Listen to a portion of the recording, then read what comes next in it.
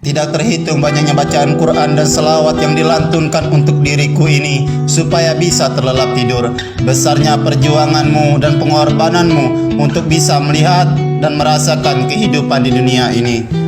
Lelapnya tidurmu di siang hari dan di malam hari, engkau terbangun dengan tangisan anakmu yang membutuhkan sesuatu, dan engkau memberikan apa yang sedang dibutuhkan dengan keikhlasan dan kasih sayang. Perjuanganmu tidak pernah mengenal lelah, tidak pernah mengeluh, dan tidak pernah merasakan bosan dalam merawat dan mendidik anakmu, sehingga anakmu tumbuh menjadi dewasa. Kesemuaan itu lantaran darimu, wahai ibu dan ayahku. Pantas saja Allah mewajibkan untuk berbakti kepada kedua orang tua dan berbuat baik kepadanya. Allah Subhanahu wa Ta'ala berfirman di dalam Al-Quran surah Al-Isra ayat 23, yang artinya, dan Tuhanmu telah memerintahkan agar kamu jangan menyembah selain Dia, dan hendaklah berbuat baik kepada ibu bapamu. Jika salah seorang di antara keduanya atau kedua-duanya sampai berusia lanjut dalam pemeliharaanmu, maka sekali-kali janganlah engkau mengatakan kepada keduanya perkataan dan janganlah engkau membentak keduanya, dan ucapkanlah kepada keduanya perkataan yang baik-baik. Allah Subhanahu wa Ta'ala berfirman di dalam Al-Quran surah Al-Isra ayat 24, yang artinya, dan rendahkanlah dirimu terhadap keduanya dengan penuh kasih sayang, dan ucapkanlah, wahai Tuhanku, sayangilah keduanya sebagaimana mereka berdua telah mendidik aku pada waktu kecil. Dengan tumbuhnya kedewasaanku, aku membangkang perintahmu, tidak pernah menjalankan apa yang engkau perintahkan, padahal perintah yang diberikannya tidak menyalahi aturan Islam. Ketika diajak ibu dan ayah berbicara, nada suara ini lebih tinggi darinya. Bahkan aku pergi meninggalkannya sambil menutup telinga mendengarkan ucapan yang mereka sampaikan.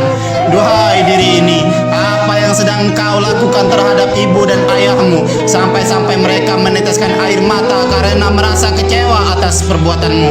Padahal Allah dan Nabi Muhammad Rasulullah SAW memerintahkan untuk berbuat baik kepada keduanya, dan dilarang untuk berkata masih saja engkau lakukan.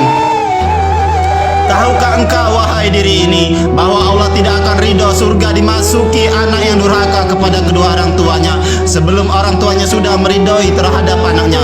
Nabi Muhammad Rasulullah SAW tidak akan bisa memberikan syafaatnya terhadap anak yang durhaka sebelum orang tuanya sudah meridhoi. Nabi Muhammad Rasulullah SAW bersabda, yang artinya, ada 3 golongan yang tidak masuk surga dan Allah tidak melihat mereka kelak pada hari kiamat. Yang pertama, seorang anak yang durhaka kepada kedua orang tuanya, seorang wanita yang menyerupai laki-laki, dan yang terakhir yaitu dayuts. Tahukah diri ini bahwa Allah akan menurunkan azab di dunia seketika engkau durhaka kepada ibu dan ayahmu? Kehidupan di dunia yang singkat ini terkena azab, apalagi kehidupan akhirat kelak.